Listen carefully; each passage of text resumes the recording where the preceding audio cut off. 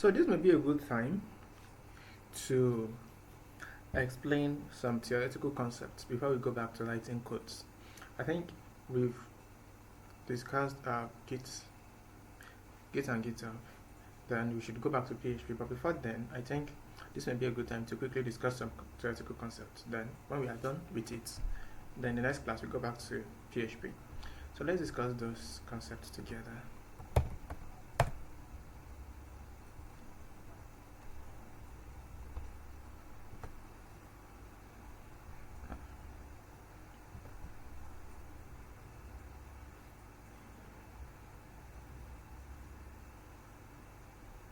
So tonight we are talking more about database.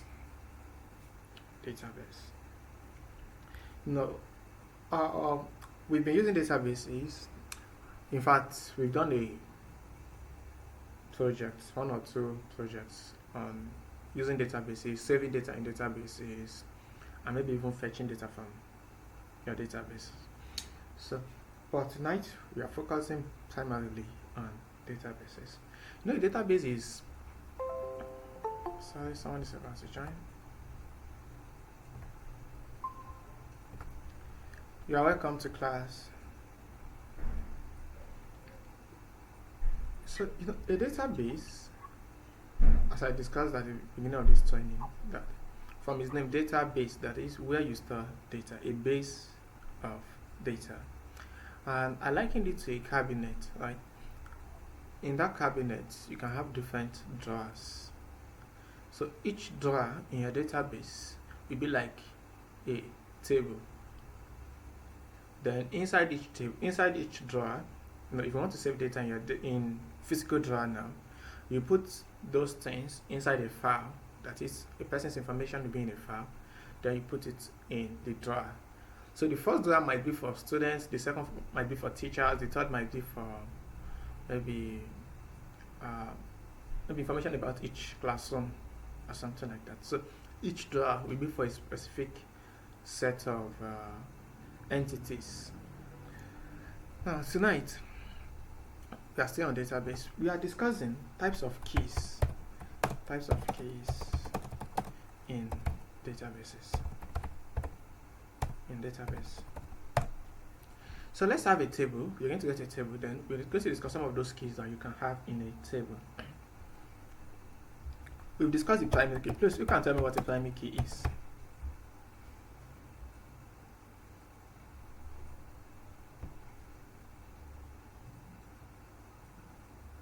Primary. Yes, primary key.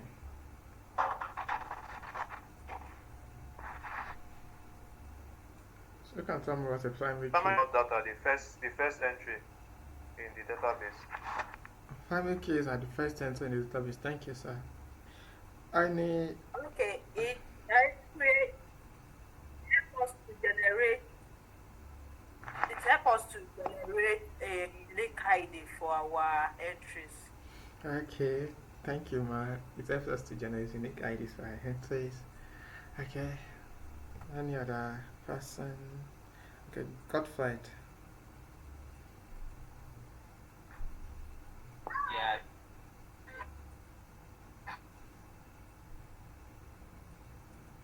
So I think let's use like using the student table and then the teacher table. So to be able to identify each of the records in a unique way, we can use the primary key to identify them uniquely. Thank you so much. Thank you, sir. So he said that we can use to identify each record in the table.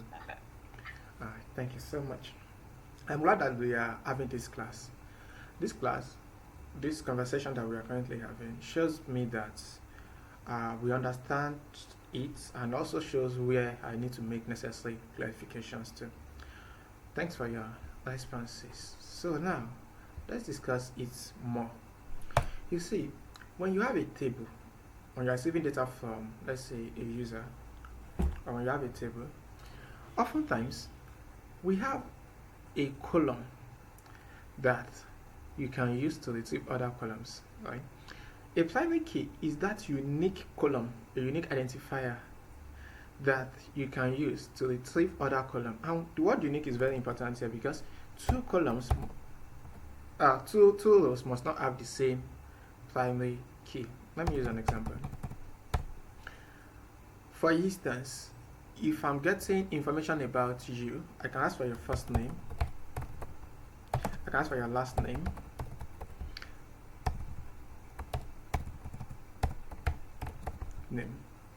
Now I can't say first name is your primary key. I can't set the primary key as first name. This doesn't mean that another person might bear Kingsley, another person might bear Jadesala, another person might bear Godfred. So we can set this column as the primary key. That is, if we set the first data, let me create a table.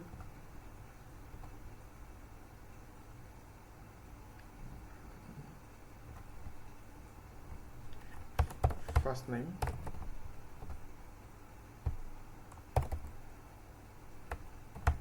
last name.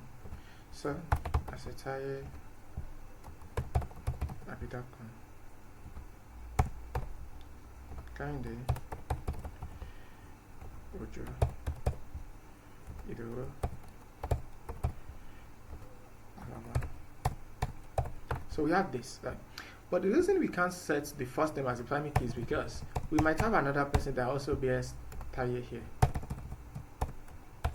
So for that reason, this first name cannot be the primary key. It can't be the primary key.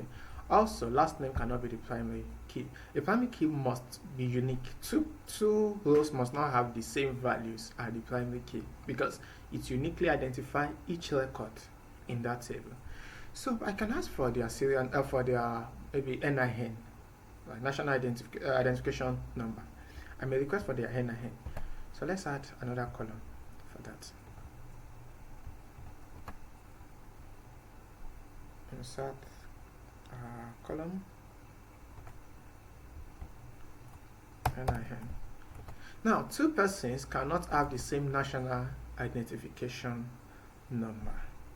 So we can set this NIN as the primary key. Do we understand this?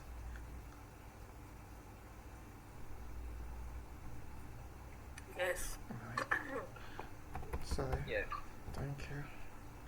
Now, it is not a must that it is the first column, right? It is not a must. It can be at any position. But the whole idea is that two rows must not have the same values at that position. But let's assume we have someone that does not have NIN. Let's say this last person does not have NIN. Then we can't call it the primary key because primary key cannot be null. It can't be empty. It must hold a value. So in that case, you can use this. Provided you have a row that does not have a value for that, then you can't call it the primary key. For primary key, it must be unique, and at the same time, it must not be null. It must not be null. Another thing about primary key is that with the primary key, you should be able to retrieve any other. You should be able to retrieve the whole records in that row. That is, if I know your NIN, I should be able to use your NIN to get your first name. I should be able to use your NIN to get your last name. And that is why it must be unique, because if two persons have the same NIN, like this, then I have this NIN. How do I know? How do I use this NIN to retrieve the first name? If I say, give me the first name of the person that has NIN of 1235, is it going to give me Taye, or will it give me Kende?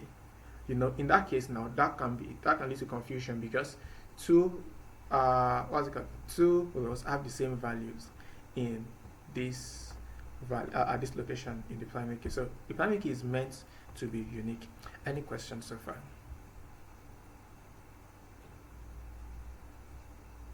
Okay, let's proceed. Next is we want to discuss candidate key. Let's say this person also has email address.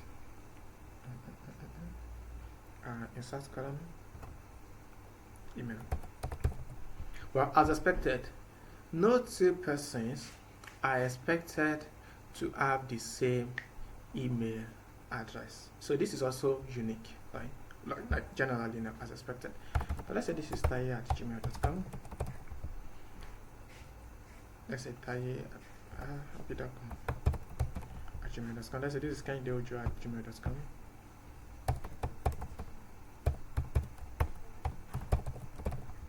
And this is tayalaba@gmail.com. gmail.com. So in this case now, this is more, this is also unique, right? Meaning that this email can also be the primary key. Are we getting it?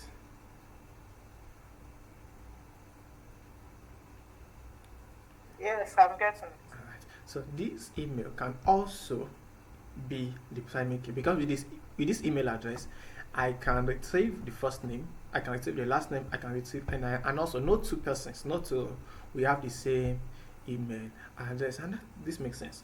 But when you have a table like this, only one column can be the primary key. Two columns cannot be, once you've already set one as the primary key, another one cannot be the primary key, right? So the primary key is the most important column in that table. So, and once you've selected this NIN as the primary key, then this email cannot be the primary key. It cannot. So we call this unique column, because remember I said this is also unique, right? We call this the alternate key. Alternate key. Alternate key is like a column that can equally be the primary key, but it's not the primary key because we've already selected another column as the primary key. Do we understand?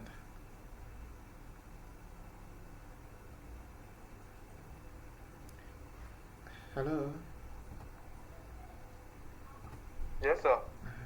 Do we understand? This is the alternate, we can call this the alternate key. Yes. An alternate key is a column that can also be the primary key, but the reason it is not the primary key is because we've already selected another column as the primary key, right? Now, but you see these unique columns, they are known as the candidate keys. This NIN, because it is unique, it is the candidate key. This email also, because it is unique, it is also a candidate key. So all primary keys are candidate keys. Also, all alternate keys are also candidate keys. Candidate keys are just keys that they uniquely identify, or that they are unique to each row in that table. So these are an alternate key. This is the primary key, but both of them are candidate keys. So we can say that primary key, alternate keys, they are all under candidate keys. Among the candidate keys now, we will now select one of them as the primary key, while other candidate keys will just be called alternate keys. Any question before we move on? Right on, sir. No question. Alright, sir. Now, but there's a little problem. Let's say, due to one or two maybe glitches, this person decides to register again, right, in this table. I said this person decides to register again. What I'm about to discuss now is why we usually leave it to our database to generate the primary key instead of we getting it from users. That's the next thing I want to discuss. Why do we usually leave it to our database to generate instead of we getting it from users? Like I said, this NIN is fine as a primary key, but we look at two common problems. Okay, sorry. Let me use email. This email address will explain it more. It will dive on my point more. Let's assume we decide to select this email as the primary key. Now, but per adventure, I lost access to this email address. I want to change it. Let's assume I didn't have access to the email address again. I want to change it. So meaning that I will need to change the primary key of my table. Oftentimes, you don't want to make the primary key something that is changeable. Do we understand it? Yes. Yes, sir. Yes, sir. So you don't want to make the primary key something that is changeable. Most times you don't want to, because it can distort a lot of things. When we get to foreign keys, you understand what I'm saying much better. But like I said, you want that primary key to be something that will be static, something that will be a constant, that you are not going to be changing. So if you set something like the email address as a primary key, that can lead to issues. Another problem is this. Let's assume this person is registering again, this same user. So let's add another row. Okay. Since it's the same person, it should be the same data, the same NIN, the same email address.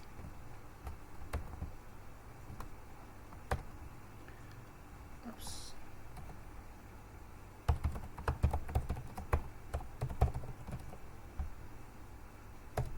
So remember I said that the primary key is meant to be unique. Now this NIN has been duplicated.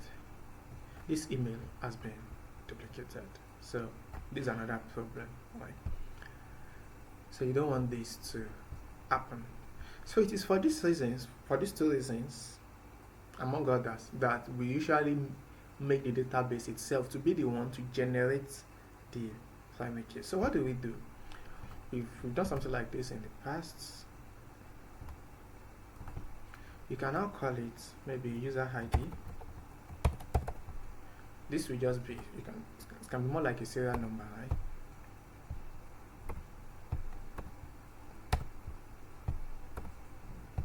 But you're not getting this from users. You're not getting, because if you're getting from user, the user might make a mistake while doing this. Maybe while supplying any of this, and the user might say, "Oh, I want to edit it. I want to change it later." And since you want the primary key to be something constant, you don't want to make this to be the primary. You don't want to make these ones to be the primary key. You are making this now to be your primary key. We added the column so that we can use it as our primary key. So this user ID now is the primary key. Even if this user should register again, it is going to be 5. It's not going to be 4, meaning that 2 rows will not have the same value as their user ID. Do we understand this? Yes, sir. Alright. So that's 1. 2 is this, because you are not getting from the user cannot come tomorrow and tell you I made a mistake. In fact, the user does not even know that this user ID exists. All the user did was, the user registered. The user registered is our first name, last name, NIN, email. Your system generated this user ID. So because the system generated, the user does not even know it exists. So the user cannot come tomorrow and tell you, "Oh, I made a mistake with my email, with my user ID," right? Because the user was not the one that supplied it. So it makes it constant. It makes it constant, and there will be no point to change it later. So that's for the primary key. Let's discuss foreign key. We discussed foreign key then, but to understand how foreign key works, I think we need to look at database normalization. Database normalization will give us a good understanding of foreign key and why do we even need foreign key in the first instance. So let's add more columns to this table. So we've agreed that this user ID will be our primary key, right? Let's say this user is in a department. Sorry. Sorry, sir. Thank you, sir. So we can say this user is in a department. We can call it department name. So let's say this is the name of the department, CSC. This is computer engineering. Let's say CNG. Let's say this is anatomy, and this is biochemistry. Oh, since it's the same user, this will also be CSC like this. So here's the department name. Let's add another column again. The HOD of the department. Let's say this is Dr. Ayinde. This one here is Professor Falawe. This is let's say Professor Adeshoko. So this is Dr. Ayinde also, because it's the same department. So I want to discuss database normalization. Now, remember I said with the primary key, you should be able to fetch any data in your table. You should be able to fetch any data in your table. Right. Let's add another student that is in this same computer science department. In fact, I will change this to another student's information. Let's say Sharifat.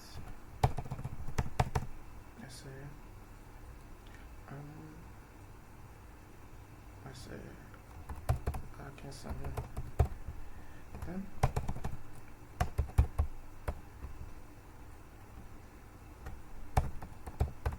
if there's any part that you don't understand, kindly let me know.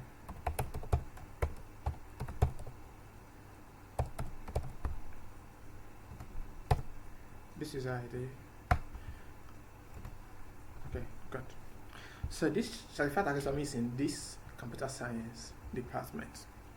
Now, the problem is that if this is the primary key, that means I can't use this user ID to fetch all data here. What I mean is this. If I pick this thing here, this user ID here, 1, right? I can say that, I can say, I'm coming.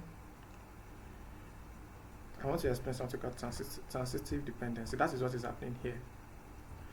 With this user ID, if I know a user ID now, I cannot really use it to fetch the all the data here, especially in this department section. With my ID, I can say, tell me the name of this person, it can fetch this. Tell me this, it can fetch this. Tell me the NIN, it can fetch this. Tell me the email address, it can fetch this. Tell me the user ID, tell me the department name of this user, yeah, it can fetch this. Tell me this, it can fetch this. I'm coming. Yeah, okay, I've seen what I'm looking for. Good. You see this HOD? You know, if the department name should change tomorrow, are you following me?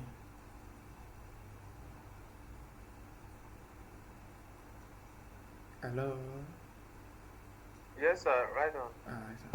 So now, this HOD depends more on this department name than on this user ID. The HOD depends more on the department name than on the user ID.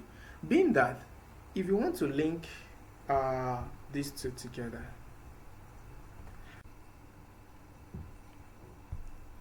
are you getting me? Are you with me? Yes, sir. So you're saying that department name. You're talking something about the department. Yes, I said this HOD depends on the department name, not directly on the user ID. In fact, if you add more information about the department, let's say the location of the department. Let's say this is at, let's say Nigeria. Let's say this is at Ghana. Let's say this is at South Africa. Let's say this is at UK. Oh, the same department, so it's also in Nigeria. Fine. This location, that's called department location. This department location and the HOD, they depends on that department itself. Do you understand? On the department name, not on the user ID. It is the department name that determines the HOD. It is the department name that determines the location of that department. Do you understand? Yes, sir, I understand. Not directly on this user ID. And the way database works, the way a table works is that all columns must depend solely on this primary key, not on any other column. Of course, you can say that somehow this department name, somehow it is somehow linked to the user ID, because if I know a user ID, I can fetch the department name. But the truth is that if I know just the department name alone, I can fetch all other. I can fetch this. I can fetch this. If this changes, then it's going to affect these things. For instance, if this person changed from this department to another department, let's say this person changed to anatomy now. If I change my department to anatomy, that means that this will definitely change to Professor Adeshokan. Are we getting this? Yes, sir. So that means the user ID still remains constant. Yes, sir. That will not change. Okay. User ID, you don't change, like the primary key will always be. But then, this must also change to South Africa. Do you understand what is going on here?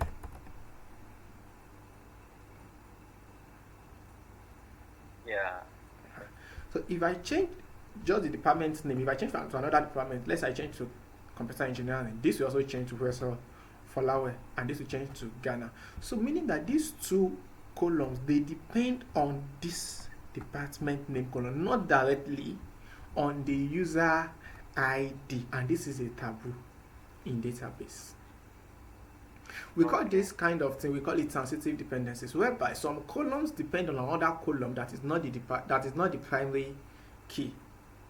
We call this case transitive dependency. So you don't want this session, you don't want something like this in your database. You don't want this.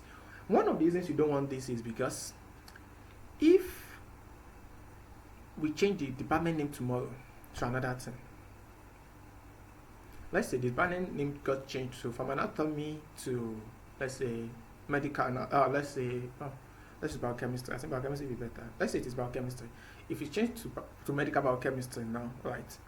So that means that you need to change it at different places. You need to change it there. Okay. Let's say you just call it medical anatomy. I don't think there's any anatomy that is not medical anyway. But let's assume you change it to medical anatomy. That means you will still need to come here and change it to medical anatomy, right? And whatever happens to this might affect these ones. So you don't want this kind of transitive dependencies to happen in your database, whereby some columns depend on another column, and that column is not the primary key. All columns must depend solely on your primary key. Any question on that?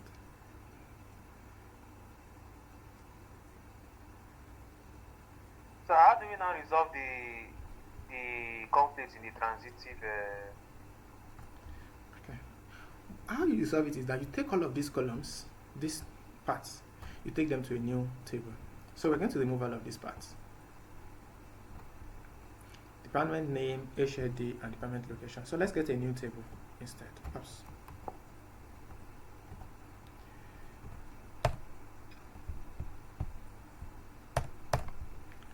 Insert table.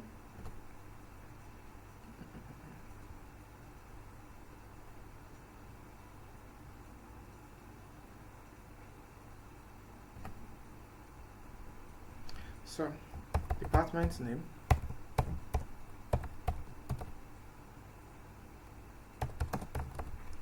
HOD, then location of that department. So, department name, anatomy, the HOD, Professor Adeshokan. Location, South Africa. We are coming back to this. This will be the primary key. Remember, each table must have a primary key. So you can say department ID. Do we understand this? Do we get it?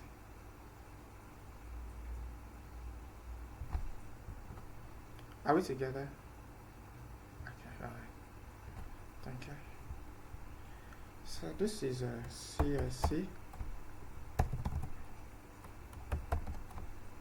Then HOD Dr. Hanyude.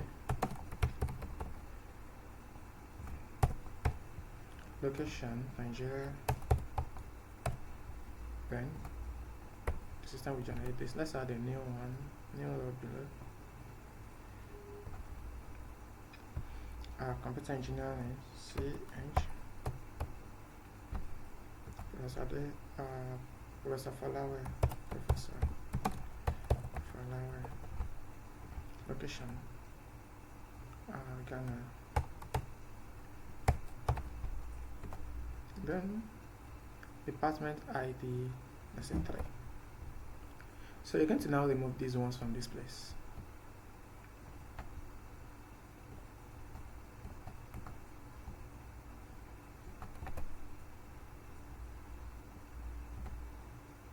Okay.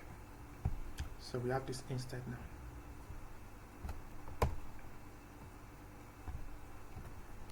So this is how you solve it.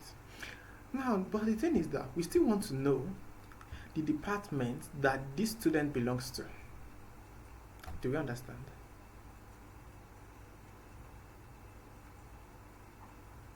Okay.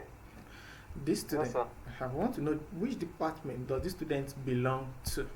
Which department does this student belong to? We still want to know. So there must be something on this table that will make us know that this student belong to a particular department. Because if I pick this user with ID of 1, how do I know that this user is in a particular department? So you add another column here. So that's the relationship. Yes, sir. Yes, sir. Okay. I guess it's a relationship. So you now had department ID. This here, you had it here. Remember, this is the primary key here, right? You will now insert it here. If I want to say that this first student is in anatomy department, I'll put 1. But if I want to say this first student is in computer science department, I'll put 2. Do you get it? So what you are just doing is that we are putting the department Yes. ID. Thank you. We are putting the department ID of that student in this column. So with this now, we can easily check. If you get the user ID, we can say department ID is 2. So we come to this department table. Okay, these 2. Okay, oh, this person is in CSC. This person, the HOD of that person is Dr. Inde. The location is Nigeria. If I want to say this person is in computer engineering, this will be 3. If I want to say this person is in CSC, sorry, is in anatomy, this will be 1. Maybe this person is also in computer science, this will be 2. This will be 2.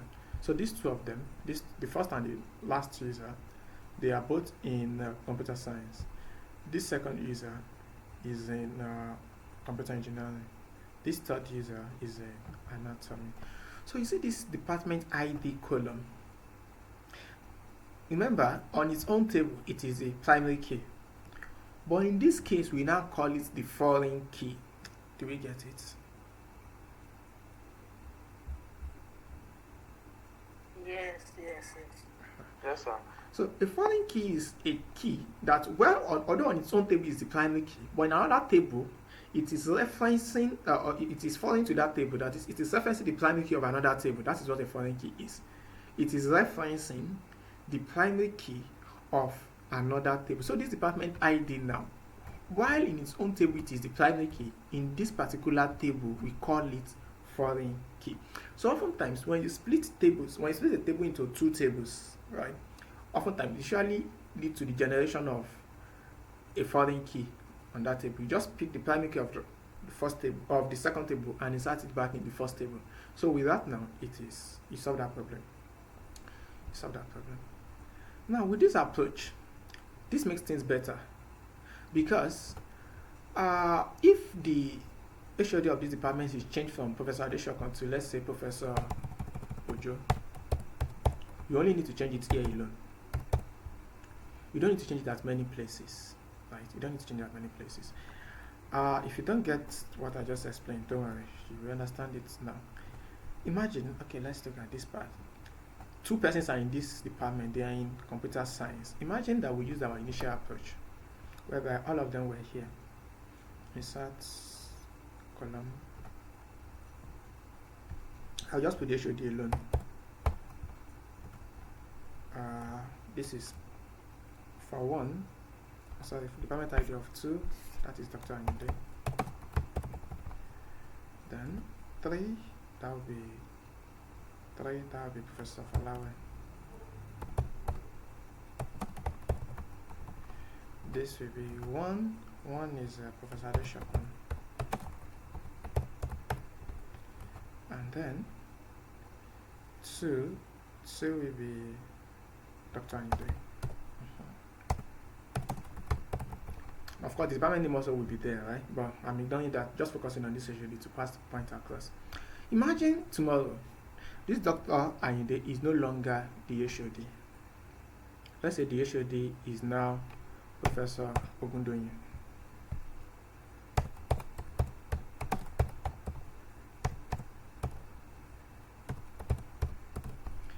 The HOD of computer science, let's say it was changed to Professor Ogundonye. That means you need to come here, change it. Then you also need to come here and change it. Do we understand? Yes, sir. Yeah. Alright. So if there were 100 students in that department, then I will need to initially, like with the initial approach now, I will need to go to all of those students' records and change it to Professor Ogundonye in all of them. Like the reason we are only changing that 2 locations here is because they are just 2 students in computer science department. But with the new approach now, it makes things much easier, right? Let's remove this column. Delete column. Okay. So if this is changed to, let's say, Professor Ogundonye now.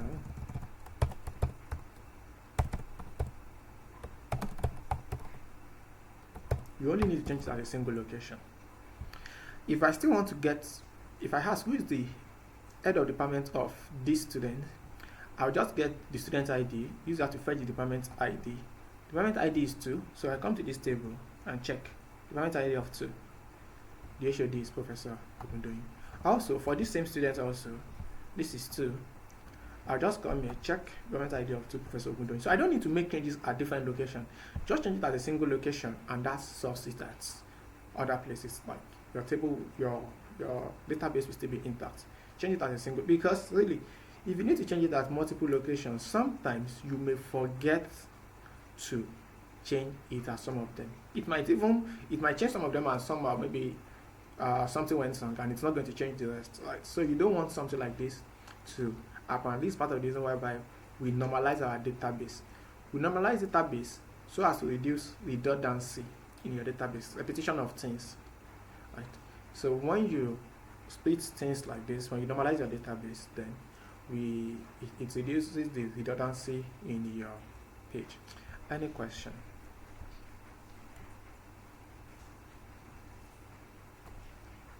Sir, please, can you come again? I didn't hear you in this part. Okay, sir. I said the initial approach whereby I put the HOD column here. Remember, if the HOD got changed, I will need to change it at all rows that have that HOD, like at all rows that contains that particular HOD. Do you get that, sir?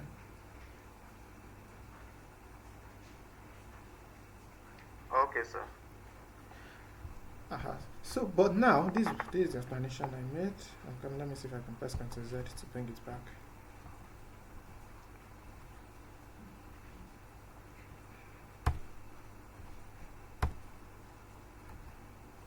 Okay. Doctor. So I'm saying that if the HOD got changed from Dr. Ayinde to another person tomorrow, right? Then that means that I will need to come here, change the HOD to that new person. Then I also still need to come here, change the HOD name from Dr. Ayinde to the new person. Do you get that part? Yes, sir. So, but because we've splitted the database, we've removed the HOD from this place now. And we've created a separate table for departments. There's now a separate table for departments. So if the HOD got changed tomorrow, I only need to change it here.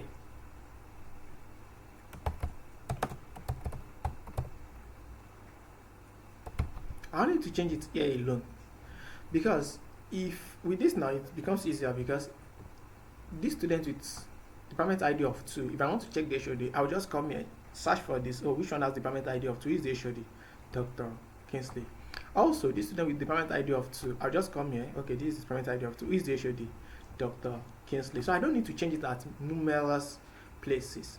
So I'm saying that when you normalize your database, when you split your database like this, it helps you to it helps you to reduce redundancy. That is the way you repeat something. When you repeat things like this, when you repeat things in your database, it usually causes a problem.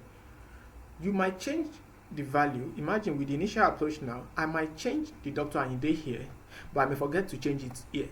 If there are 100 students in that department, I may change maybe 90 of them, but somehow I might forget to change the remaining 10. That may cause some problems. So, but when you normalize your database like this, it means that when you make change it at a single location, you don't need to change it at other locations. Like your application will naturally work well. Do we get it?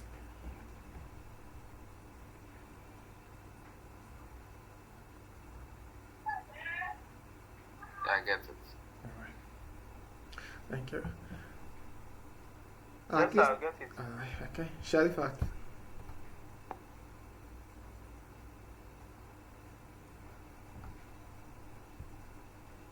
Okay, maybe she's not with us. So let's move on.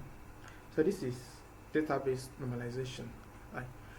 Well, I'm already explaining third normal form. Third normal form, you might said, please you can tell me what transitive dependency means before I proceed. I've explained it tonight. You can tell me what it is.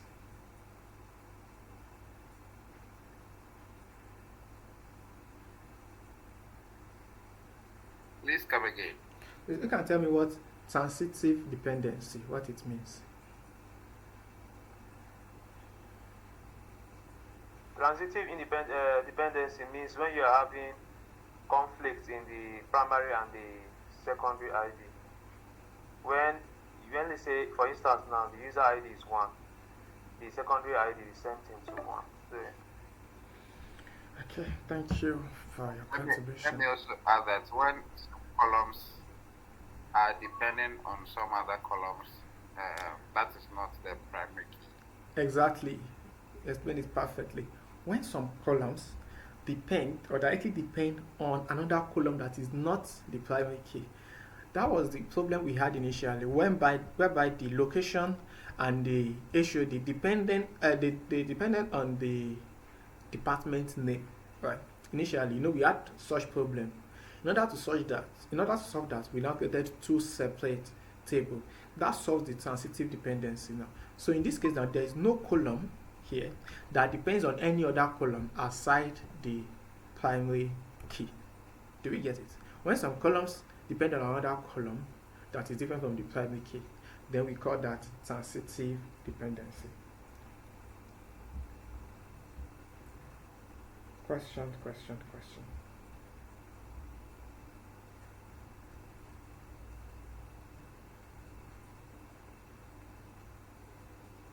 Now, assignment. We are not yet done with database. We still have, in fact, we still talk more about database normalization. Primary, first normal form, second normal form. What I just explained is the third normal form. And naturally, or ordinarily, I want to first explain first and second normal form before the third normal form. But maybe based on the example used, it necessitated that I explain the third normal form for us. Right. But in the next class, I'm going to go deeper into database normalization, first normal form, second normal form, third normal form. The one we just looked at is the third normal form. Third normal form. Then we look at entity relationship. You can read more on all these things before coming to class. I think if you read up more on them before coming to class, it will help us the more.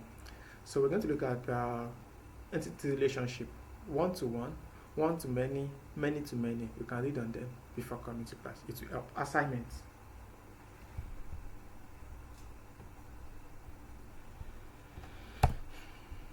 I have a table that looks like this.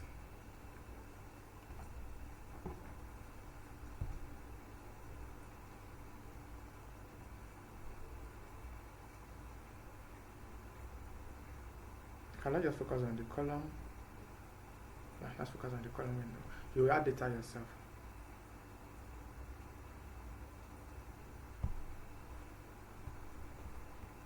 So I have a column on this.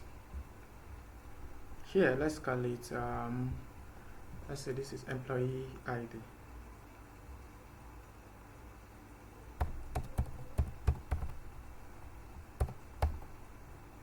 Of course, this is the primary key of this table. Then in that employee ID, let's say the location of this employee. let's say address. Then let's assume, let's add the department of this employee. Then let's add the, of course, we should have added this earlier, first name of the employee, last name of the employee, then the,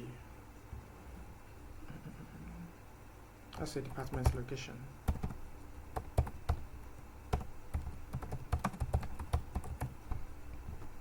Let's add more, insert department head, the head of the department. So you split this into a separate table. Tell me those columns that will be in each table. This is the first one. Another one is this.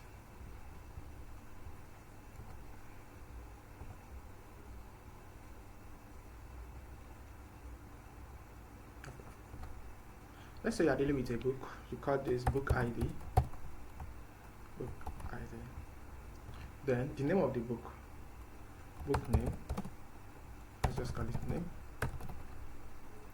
The author of the book. Let's say the author of the book. Then let's say the publisher of the book. Publisher of the book. Then let's say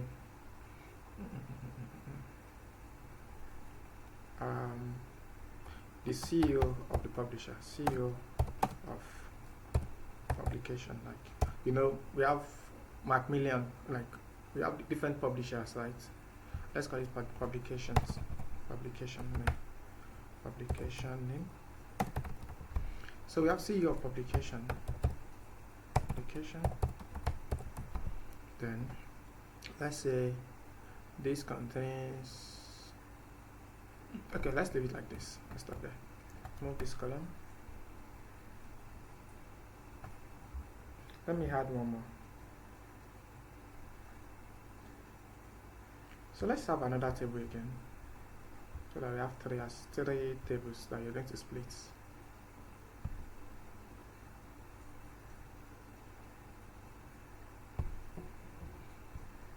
Oops.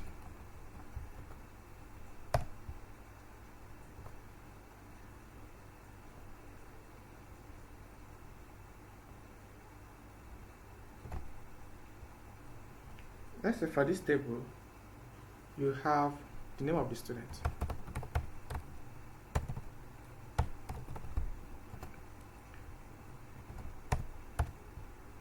You have maybe the subject name of that subject. Then let's say we have the student ID, which can be the primary key, right? Then we have the teacher that takes that subject, teacher name. Then we have what else can we have? The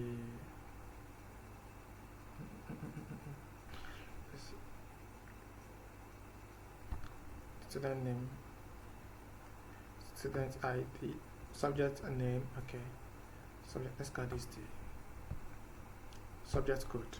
Let's call this subject code, like course code, right? So let's stop here. Let's stop here. So these are the columns that we have, these 5 columns. Please split them into, solve the problem of transitive dependencies in these 3 tables. Do you understand it?